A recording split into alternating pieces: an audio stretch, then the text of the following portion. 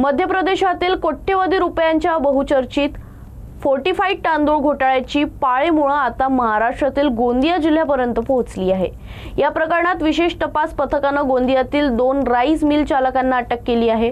Khandelwal rice मिलचे संचालक किशनलाल खंडेलवाल आणि जुगल खंडेलवाल यांना अटक करण्यात आली असून या कारवाईनंतर घोटाळ्यातील एकूण आरोपींची संख्या 10 वर पोहोचली आहे।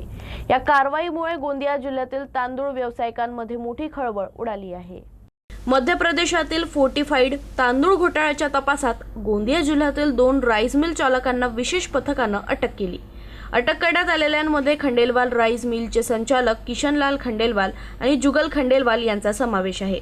तपासानुसार भारतीय अन्न महामंडळाच्या गोदामातून गरीब आणि शासकीय योजनांसाठी असलेला फोर्टिफाईड तांदूळ एशियन प्लांटच्या नावानं उचलण्यात आला होता। मात्र हा तांदूळ नियोजित ठिकाणी न पाठवता संगतमतानं विविध राईस मिल्समध्ये उतरवून त्याची खुल्या बाजारात बेकायदेशीर विक्री करण्यात आल्याचा आरोप आहे।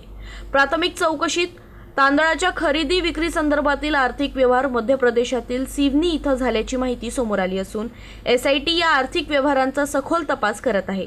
आतापर्यंतच्या कारवाईत SITनं 5000 मेट्रिक टनाहून अधिक फोर्टिफाईड तांदूळ जप्त केला असून त्याची बाजारभावानुसार किंमत 12 कोटी रुपयांपेक्षा अधिक असल्याचं सांगितलं जात आहे। याशिवाय तांदळाच्या अवैध वाहतुकीसाठी वापरण्यात आलेले 20हून अधिक ट्रकही जप्त करण्यात आले आहेत।